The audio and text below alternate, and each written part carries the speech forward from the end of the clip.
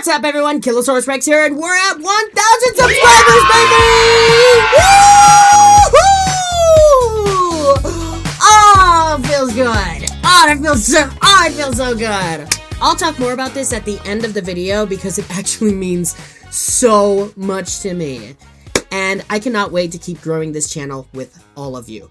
But for now, let's have a look at the single most wanted action figure from the entire Monsterverse. A highly detailed, fully posable, and perfectly sized Behemoth action figure!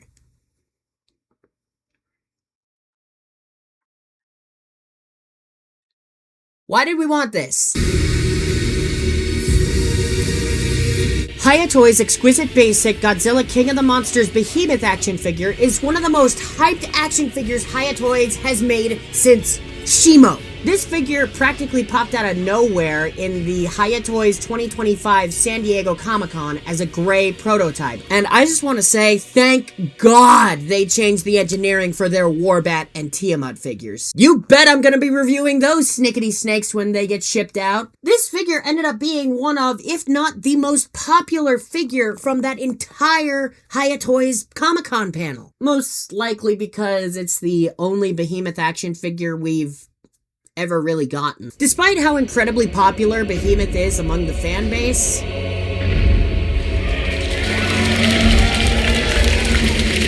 this is the only highly articulated Behemoth action figure we've got since the King of the Monsters movie was released, despite many false starts over the years. Now finally, after years of waiting, we have a highly detailed, fully posable figure version of this iconic titan that appeared in the Monsterverse for a grand total of 30 seconds. Ah, I see. Oh, we desperately needed this one. All jokes aside, I agree that Behemoth is one of the most unique Titan designs in the entire Monsterverse. And I also think that he's one of the most unique kaiju designs to ever appear on screen. I think the reasons he's so appealing to look at is because of his stance and his head. He has a very sloth-like body with these huge arms and 5 gigantic claws attached to the end of both of them. The arms and claws of Behemoth were most likely inspired by anteaters, sloths, as well as several Cenozoic mammals like the Megatherium and Calicotherium. In fact, I'm starting to see a bit of a family resemblance.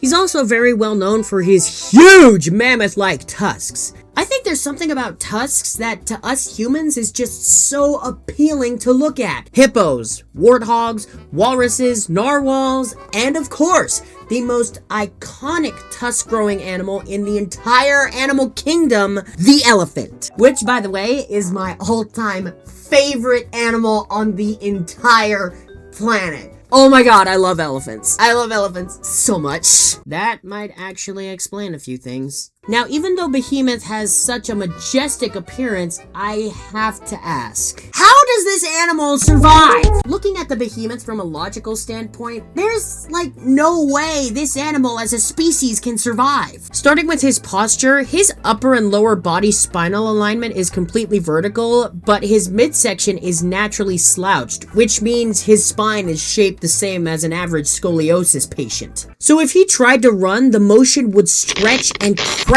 his spine. Not to mention he probably can't run. His hind legs aren't even half the size of his arms, so there's no physical way those tiny legs can keep up with the speed and agility of those arms. Speaking of the arms, dear God, talk about overkill. Yes, his arms hold an incredible amount of strength, but because of the rest of his anatomy, he physically wouldn't be able to handle it. Think of it this way. Imagine a gorilla with 2-ton wrecking balls attached to the end of his arms. Just one swing of those arms would incapacitate an attacker, but it would also throw the Behemoth so far off balance that he would spin and fall over. And hopefully he doesn't land on those giant claws, which somehow don't slit his wrists open every time he walks. Now look, we all love the Behemoth's mammoth tusks, but last I checked, elephants and mammoths feed and water themselves using a trunk that is small and long enough to go between the tusks and into the mouth. Now Behemoth has, no trunk. And if you think for a second that he feeds himself using those giant clawed hands, yeah, not a chance. His hands are half the size of his face, not including those flagpole-sized claws. Not only are they too big to get in between the tusks, but he can't bring his hands close to his face without scratching or cutting his face off. So in summary, Behemoth can't run, he can barely walk, can barely defend himself, and can't physically eat or drink, and only God himself knows how he reproduces. All this makes Behemoth the Titan equivalent of an evolutionary dead end. Behemoth's biology questions the laws of nature more than Godzilla him freaking self. His existence, even in the Monsterverse, is nothing short of a miracle. I love him! Now let's look at the reason you clicked on the video. The figure. Hope you enjoyed that science rant at the beginning of the video, by the way. Can you tell that my best subject in high school was zoology? The paint and detail on this figure is amazing. I am so glad that HIYA Toys got better at making animal fur. Behemoth is so covered in fur that he honestly should have the word woolly in his name. All of his fur is painted with a beautiful shit brown, with a couple hints of a darker brown mixed in between, and the separation from fur to skin is crystal clear. The difference in color is better seen on his hands and feet. And speaking of his hands and feet, the claws and toes of this figure are gorgeous. Behemoth is in desperate need of a mani-pedi, and I love it. The face doesn't have as much color difference from the fur, but there is absolutely no shortage in detail. Every detail in his face is painted beautifully, excellent weathering, and such great color. His ears, nose, and especially his eyes. Those eyes are so tiny, and yet HIYA Toys did them some sweet justice. His eyes are a beautiful bright orange with a black sclera outline. The eyes of this figure are so tiny and yet so well painted. Is there even a paintbrush that tiny? I swear to God, they painted these eyes with a toothpick. Now for the best aspect of Behemoth, his giant tusks. Well, the weathering and detail is just as on point as the rest of the figure, and I love the detail that they used for the tusks, but they went a little overboard with the weathering. On its own, the weathering itself is pretty fantastic. It looks like a bunch of old moss and tree vines, just like in the movie, but there's not enough of the actual tusk color, you know what I'm saying? The most natural tusk color appears at the very tip, which, by the way, are mother butt ass painfully sharp, and they are spaced apart perfectly to cut your eyes out, so please be careful. This is an excellent pale bone-like tusk color, and I really wish this color appeared more on the rest of the tusks. Take a shot every time I say tusk in this video, if you want to die. On the figure itself, there is way too much of that mossy green weathering on the tusks. Even where there are no tree vines visible, there is still way too much green weathering. Looks more like a jungle tree instead of an elephant tusk. And I know that Behemoth was physically growing trees on his tusks, but even in the movie, you could still tell that there was lots of natural tusk color showing. Despite how little screen time he got, you could tell that there was plenty of that pale bone-like color throughout the tusks. The weathering itself is just beautiful, but it's a little too much for my taste. There are also random parts on the vines of the tusks that aren't properly weathered either. What? Why is the weathering and detail for the tusks so out of order? This is so weird, especially since the sculpt and design shows the tree vines perfectly. That's where all the weathering and detail should be. About 80% of the figure's sculpt and design isn't that unique. It's mostly a bunch of fur and very little skin, but it's still very well done. The chest and underbelly has an excellent fur sculpt, having strands of fur going straight down to better showcase the Behemoth's slouched posture. The sculpt for the tusks is amazing. All the tree vines are beautifully sculpted, and there are so many well sculpted in crevices on the tusks that are so amazingly realistic. I love it! Another sculpt and design detail that I really wanted to cover is the spine and back of the Behemoth. His exposed spinal columns have some excellent sculpt with a wrinkly and decaying skin texture. Kinda nasty to look at, but it's so well done. And the fur around his back has this amazing patchy coloring that I think is incredibly well done. You would think that all this muddy texture means his back can't move at all, and yet you would be completely correct. Behemoth's back cannot move whatsoever. Probably a symptom. But the rest of his articulation and engineering is damn good, but it's limited by his physical anatomy. Dumbbell ball joint in his head and top of his neck allows for some shifting up and down movement, and he can look side to side. I think there's a hinge joint in the base of his neck. I'm not entirely sure, but it doesn't matter very much because it allows him to look up a little bit more and he can't look down. Ball joint in his shoulders can do a full 360 and can move out a little bit, double bend at the elbow, dumbbell ball joints at the bottom and top of the wrist, and at the base of the hand allows for an excellent variety of wrist articulation. That way he can keep his knuckles flush to the ground in almost any pose. It's very nice, but I really wish he had our individually articulated fingers, like Shimo did, you know? I wish that I could be like the cool kids. And since his hands are around the same size as Shimo's hands, it is genuinely possible. Not a deal breaker, but it is a major flaw because it would have made for some excellent attack poses. Speaking of the claws, did I mention they were The claws being folded into the knuckles makes them less of a hazard when they're on the floor, but still, be very careful. There's a single ball joint in his lower back, or maybe that's his waist? Fuck, I don't know. It allows for some arcing back and side to side, shifting hip movement. Ball joint in his thighs can't move out very much, but it can rotate a lot. Can't quite do a 360, but it looks like the sculpt is what's keeping his legs from doing a whole 360. The legs can also do some in and out shifting movement, which means he can, he can do this shit. I have no idea why this is so goddamn funny to me.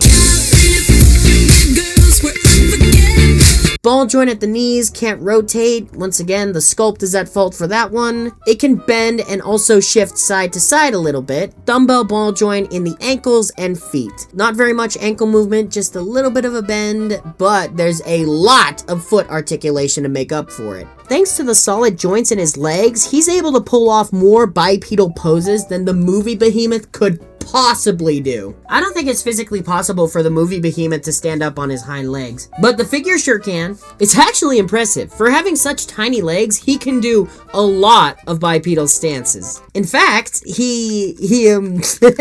thanks to this figure's solid articulation, he looks really good in this pose. Oppan Gangnam Style. Gangnam Style. Oppan Gangnam Style. Hey, sexy lady. The figure's joints are solid and can hold any pose you could put him in. Even though there aren't many creative movie poses that you can put him in. In fact, I think most of the people who buy this figure are just gonna put them on their shelf in a bowing before Godzilla pose. By the way, if you can get this guy in a full-on bowing pose, I tip my hat to you, because how the fuck is he even supposed to just... like, how? Driver, hands out the window. Serious?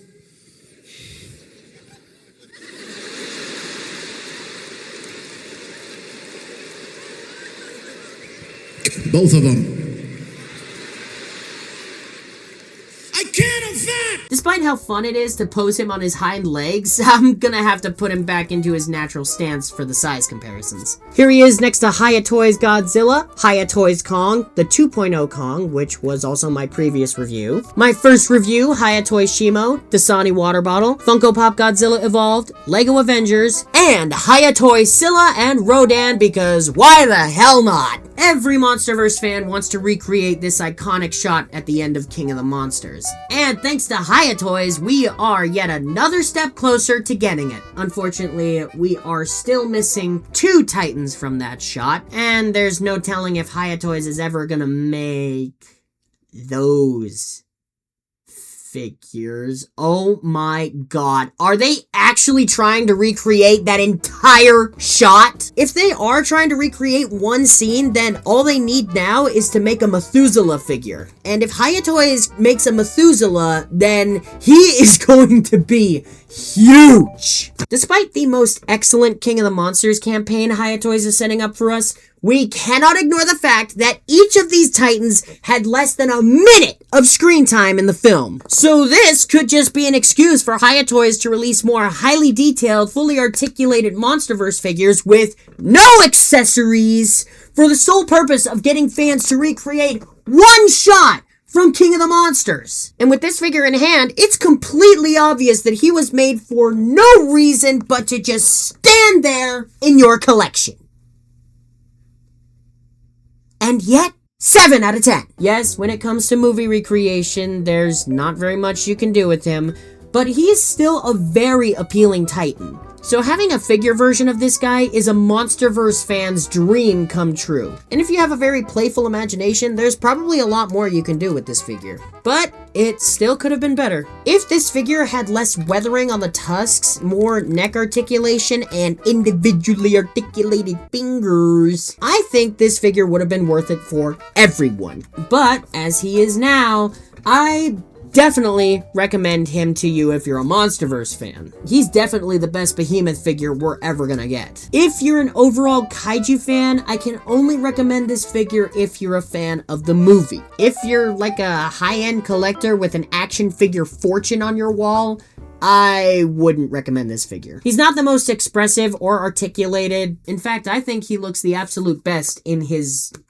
regular stance. Despite him not being the most expressive figure from HIYA Toys, he is still worth the starting price, but not a penny more. And if you're wondering what the price for this figure is, let me first announce the winner of last video's package delivery race. Now, the winner for the fastest HIYA Toys delivery center, drumroll please, the Kokis Toy Store! Yes, unbelievably, the Kokis Toy Store is faster at delivering figures than the official website, at least when it comes to HIYA Toys. This Behemoth figure arrived almost a week ago, and at the time of recording this video, I still haven't received the one I ordered from HIYA Toys. If you use my link in the description, it'll take you to the Kokis store, where the figure will have a limited time discount applied. I know I said they're fast, but they're still based close to the east coast of China, so it's gonna take some time. Arrival time is somewhere between 2 to 3 weeks or a month. Like I said, it's still faster than the official HIYA Toys website, which I have absolutely no idea how long it's gonna be before that figure arrives. So yeah, if you want fast delivery, Kokis is the better bet. So like I said, use my link in the description and the figure will be at a discounted price once you arrive at the Kokis store website. Now that the review is complete, I will finish the video by saying thank you all so much for 1,000 subscribers. I see this as a huge accomplishment because it is very hard to make a living off of YouTube, especially if you didn't start 15 years ago. So this achievement single-handedly means so much to me. I have always wanted to use my energy and humor to make people laugh, smile, and just be happy. Humor and happiness are such powerful emotions. In fact, being able to make others laugh and smile just by being myself feels like I have a superpower. And all I really need in return is to know that there are people who genuinely enjoy my content. But since I can't really hear you guys, laugh over the internet, a simple like on the video does the trick nicely. And when you guys leave comments like this, it genuinely makes me cry. When I get genuine appreciation from the audience, it honestly affects me emotionally. I don't want to make this channel a career for fame or for money. I want to make this channel a career so that I can bring humor and happiness to as many people as possible. All I want is to make my viewers happy. But unfortunately, we do live in a world that is operated by money. So I don't really like asking this from my audience, but as of right now, financial support from you guys is the only way I'm going to be able to keep this career going, especially since I don't have a job outside of this channel. So after this video is released, I will be starting a Patreon page where all I'm asking is $3 a month. Why don't you start your Patreon page at a higher price so you can cover rent each month? I'm not worth that much. And since I want you guys to receive something for it, I will be uploading exclusive content for my patrons to see. I'll post every single raw photo of my action figures as soon as I take them, and since I'm about to be doing live streams, I will be recording those and putting the full videos on my Patreon so that you guys can view those again. And since I'm only just starting, I am gonna be thinking about this as I go. I will be posting a variety of content on my Patreon page for you guys to view in the future. But overall, my Patreon page will exist just so that I can pay my bills while making content for you guys full time. Now that that's out of the way, I'll go back to saying just how grateful I am for over 1,000 subscribers. It is so motivating and inspiring to know that I am making content for over 1,000 people to watch and enjoy. I cannot wait to make even more videos for all of you. But to truly show how much I appreciate 1,000 subscribers, I will keep the promise that I made in this short His YouTube channel has hit 1,000 subscribers. and reveal to all of you my real name. But I will continue to introduce myself as Killosaurus Rex because it is my channel name and my online persona. But still, I've kept you all waiting long enough, so now it is time to fulfill my promise for each and every one of you. My real name is... drumroll. My name is Jaden. That's me. That's my name. Anyways, thank you guys for watching. I will see you all later.